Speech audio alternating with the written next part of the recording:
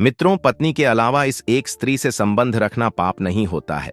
शास्त्रों के अनुसार कोई भी पुरुष पत्नी के अलावा इस एक स्त्री से शारीरिक संबंध बना सकता है। मित्रों, एक बार की बात है, देवर्षि नारद नारायण का जाप करते हुए अंतरिक्ष के मार्ग से यमलोक पहुंच जाते हैं। यमलोक के देवता यमराज विशालकाय सिंहासन पर विराजमान होते हैं। उनके पास चित्रगुप्त बैठे हुए होते हैं। तभी देवर्षि नारद उस स्थान पर पहुंच जाते हैं। देवर्षि नारद को आता देख यमराज उनका स्वागत करते हैं और उन्हें प्रणाम करते हुए कहने लगते हैं, हे देवर्षि, आपके आगमन से यमपुरी धन्य हो गई। देवर्षि नारद कहते हैं, हे मृत्यु और न्याय के देवता यमराज, आपको प्रणाम है। फिर यमराज कहते हैं, हे देवर्षि, आज बड़े युगों के बाद आप यमपुरी पधारे हैं। अवश्य ही कोई महत्वपूर्ण कारण होगा। कृपया आप हमें बताने की कृपा करें कि आप किस प्रयोजन से आज यमपुरी आए हैं।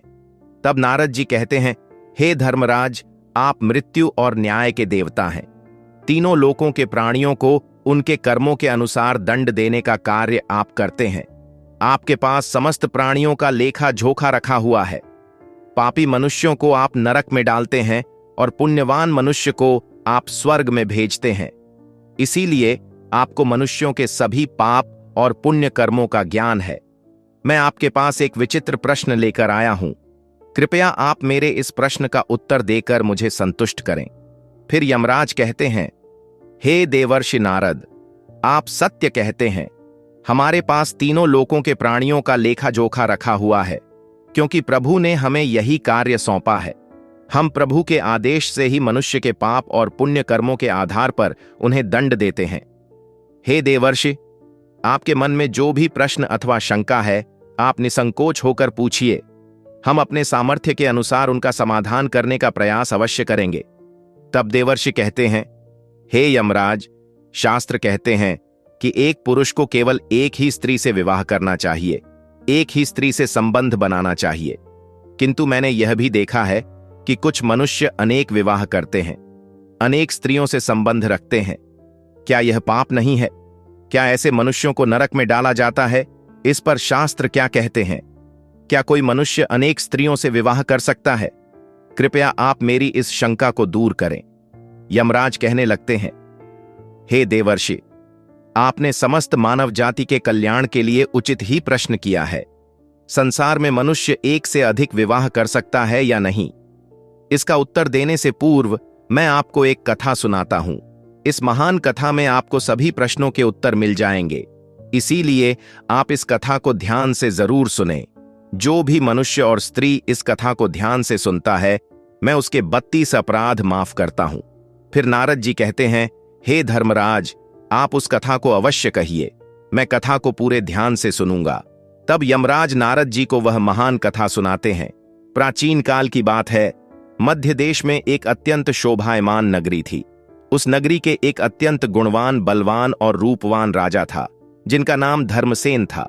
महाराज धर्मसेन एक न्याय प्रिय राजा थे। उनकी प्रजा उनके न्याय से अत्यंत संतुष्ट रहा करती थी। राजा भी अपनी प्रजा का अच्छी तरह से देखभाल करता था। प्रजा का सभी जरूरतों का अच्छी तरह से ध्यान रखते थे। महाराज की एक पत्नी थी, जिसका नाम कीर्ति था, जो अत्यंत सुंदर, गुणवान, चरित्रवान और पतिव्रता नारी थी। महाराज धर्मसेन और रानी कीर्ति बहुत ही दयालु स्वभाव के थे। वे हर प्रकार के यज्ञ, दान, धर्म तथा अनुष्ठान किया करते थे। उनके साम्राज्य में सब कुछ था, किंतु केवल एक कारण से महाराज, महारानी और प्रजा दुखी रहते थे। महाराज को कोई संतान नहीं थी, जिससे महाराज दुखी और चिंता में रहते थे। प्रजा को भी महाराज की ऐसी दशा देखी नहीं जा रही थी। कितने ही प्रयास करने पर भी महाराज को कोई संतान नहीं हो रही थी। महाराज ने अनेक वैद्य बुलाए, अनेक पुत्र प्राप्ति के उपाय किए, दान धर्म किया, व्रत किए, किंतु उन्हें किसी भी उपाय से संतुष्टि नहीं मिली। फिर एक दिन प्रजाजन महाराज के पास आते हैं और कहते हैं, हे महाराज, आप पुत्र प्राप्ति के लिए दूसरा विवाह करें। किंतु महाराज अपनी प्रजा की बात से सहमत नहीं होते हैं। महाराज रानी कीर्ति से बहुत प्रेम करते थे, इसीलिए वे अपनी पत्नी का दिल नहीं दुखाना चाहते थे, तथा महाराज शास्त्रों का भी ज्ञान रखते थे कि एक पुरुष को केवल एक ही स्त्री के प्रति एक निष्ठ रहना चाहिए। एक पत्नी के होते हुए कभी दूसरी स्त्री के पास नहीं जाना चाहिए। जिस प्रकार से एक मादा पशु के साथ दो नर पशु नहीं रह सकते, ठीक उसी प्रकार से एक पुरुष के साथ दो दो स्त्रियां कभी सुखी नहीं रह सकती। जो पुरुष एक पत्नी होते हुए भी दूसरी स्त्री से संबंध रखता है, वह घोर पाप करता है और नरक में ही गिरता है। इसी कारण से महाराज दूसरा विवाह नहीं करना चाहते थे। फिर प्रजाजन महारानी के पास जाकर उनसे आग्रह करते हैं कि वे महाराज को दूसरा विवाह करने के लिए मनाए।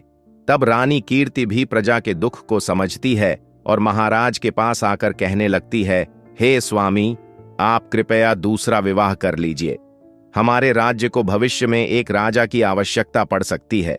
फिर महाराज रानी को भी मना करते हैं और कहते हैं, हे प्रिय, यदि मैं दूसरा विवाह भी कर लूंगा तो मैं पाप का भागी बन जाऊंगा।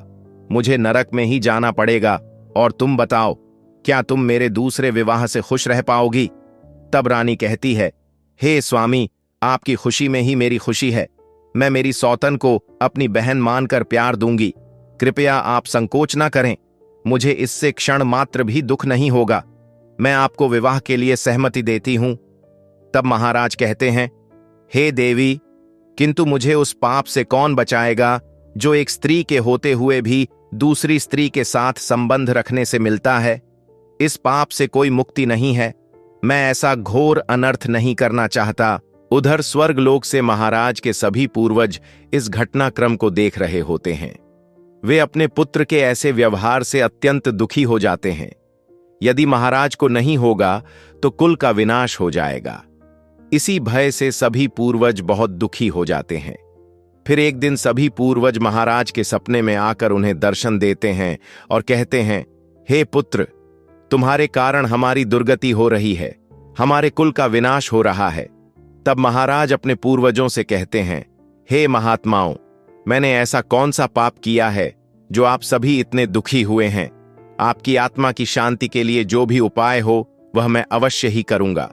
तभी वे पूर्वज कहने लगते हैं, हे पुत्र, हमारी मुक्ति का एक ही उपाय है, वह है तुम्हारी संतान। यदि तुम पुत्र को जन्म नहीं दोगे तो तुम्हारे साथ साथ हमें भी नरक में जाना पड़ेगा। हमारा संपूर्ण कुल और वंश नष्ट हो जाएगा। इसीलिए हे पुत्र, हम तुमसे विनती करते हैं कि तुम दूसरा विवाह करो। पुत्र के बिना मनुष्य को सद्गति प्राप्त नहीं होती है।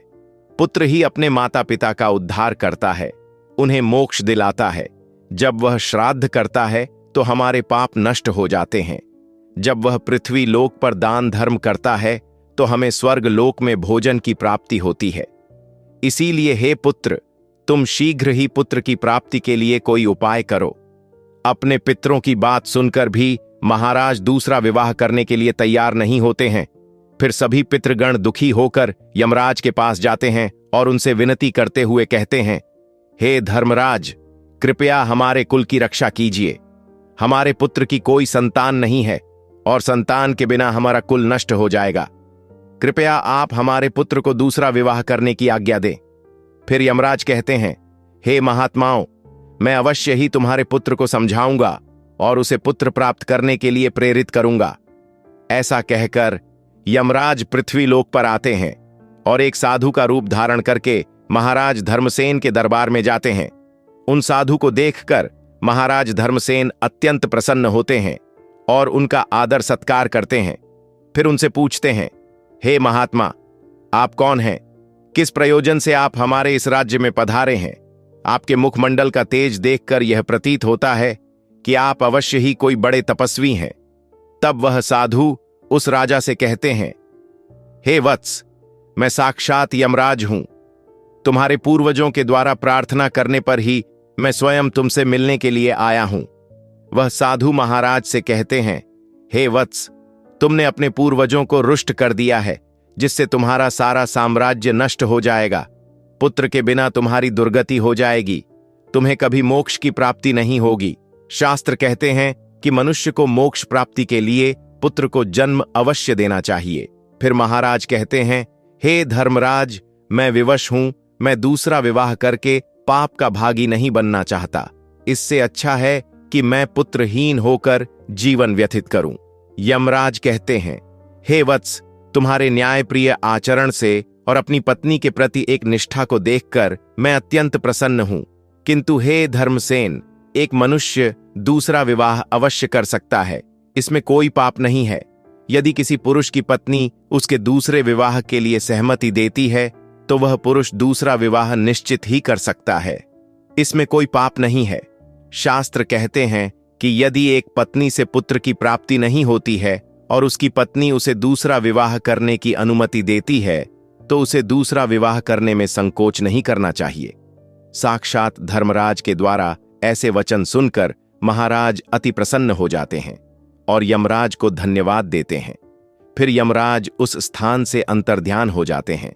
महाराज धर्मसेन अपनी पत्नी कीर्ति के पास जाते हैं और उससे दूसरा विवाह करने की अनुमति मांगते हैं तो महारानी कीर्ति उन्हें दूसरा विवाह करने की अनुमति दे देती है।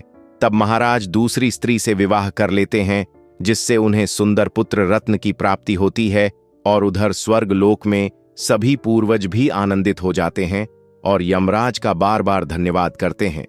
तो मित्रों, इस प्रकार से धर्मराज ने नारद जी को स्त्री और पुरुष के विवाह और आचरण संबंधी महत्वपूर्ण ज्ञान दिया है, जिसको सुनकर देवर्षि नारद अत्यंत प्रसन्न हुए और नारायण नारायण का जाप करते हुए अपने धाम को वापस लौट जाते हैं।